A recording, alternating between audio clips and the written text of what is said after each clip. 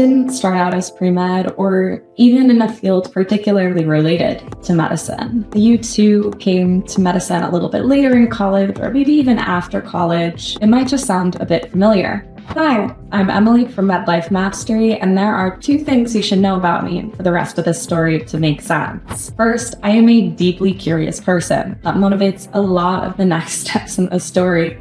And secondly, I have a bit of perfectionist tendencies, for better or for worse. Now, at some point, trying to combine those 2 parts of my personality was somewhat inevitable, and where better to apply them to than journalism? Not only is the field completely built on asking questions, therefore great for my curiosity, but there are also entire rakes of people whose entire job is to ensure that the grammar, formatting, and factual accuracy of a piece are completely correct before anything ever gets published. I became deeply involved with journalism in high school, and I loved it. And when it became time to apply for college, it just seemed like the natural path. But I knew I wanted to write about something specific. I wanted to write about something that could help people. And I've always thought one thing we need a lot more of is good science communication in this country. So I decided I was going to go to school and I was going to learn how to write about that science. And to do that, I needed to learn the science.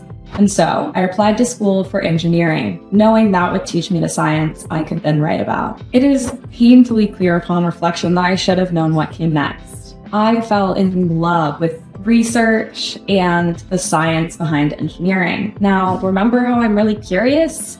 If I thought journalism asked good questions, boy, oh boy, did research blow my mind. And then I also have those perfectionist tendencies. Nobody prizes accuracy and precision about a researcher. And if those things alone were enough to convince me that research was a better fit for me than journalism, all I had to do was look at the subject matter. Now, like everyone else at my school, I started out on a general engineering track, but no other major stood a chance once I learned about biomedical engineering. I adore medical science.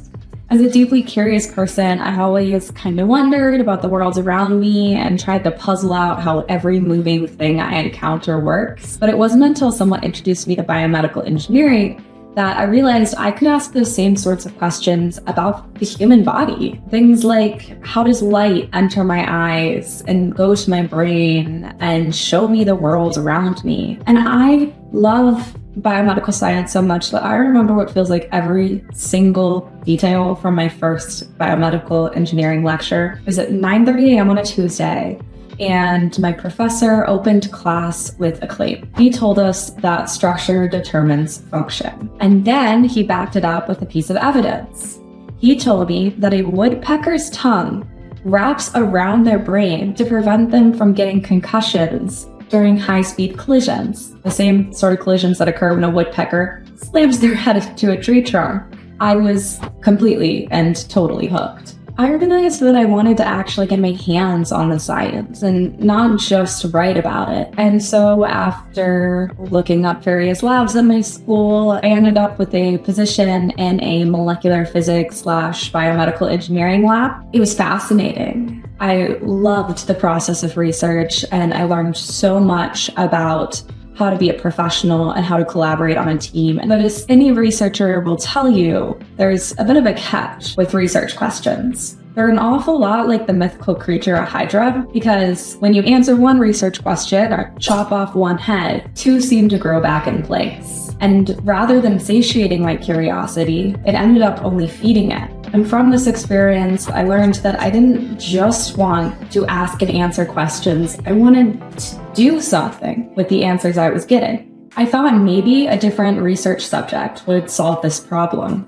And so I tried a couple different things. I shadowed in a cardiac biomechanics lab and learned about the heart as a whole. Then I shifted to a device design project studying pregnancy biomechanics. And it was in this pregnancy biomechanics project that I finally confirmed that I wanted to move from bench to clinic.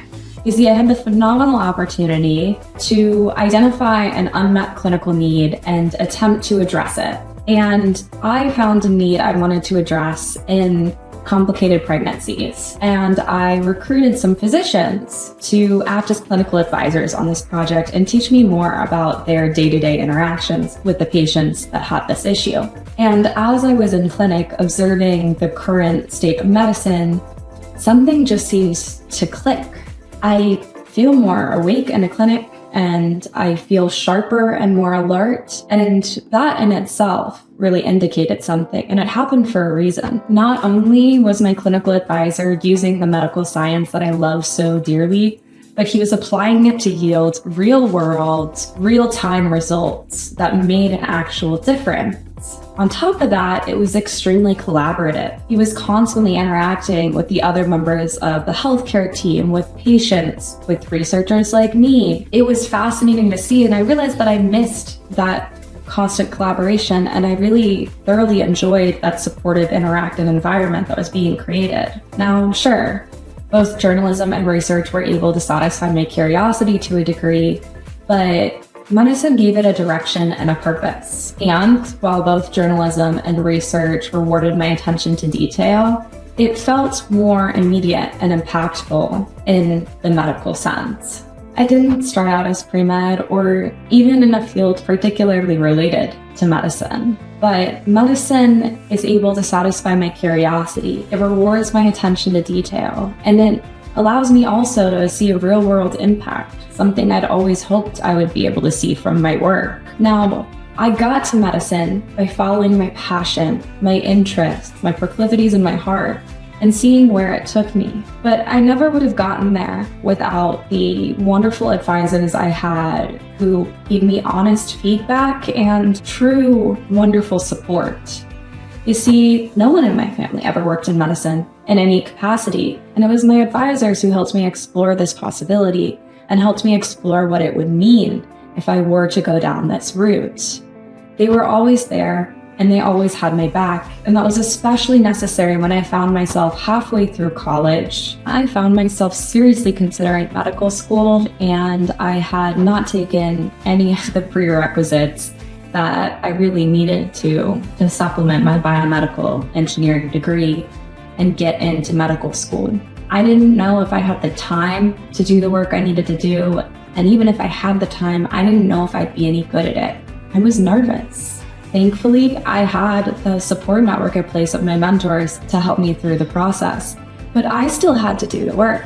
I still had to take the classes and to study for the MCAT. I had to figure out the application process and write all of the many, many essays involved. But it was worth it. I think a lot of people feel alone and feel nervous and feel scared when they're studying for the MCAT. I think it becomes an isolating experience to want to apply to medical school and to want to consider it. But I don't think anyone should ever feel alone. I think we should feel somewhat comforted by the fact that it's such a universal feeling for people to have. I knew that I wanted to pass on what I'd learned. I wanted to be a support system for others the way that my mentors had supported me. And that's how I found myself here at MedLife Mastery. If you also want to consider us as part of your support network, you can click on the link below to learn a little more. If you feel nervous and you're not sure what you want to do about it, just take heart, and that feeling nervous is a good sign.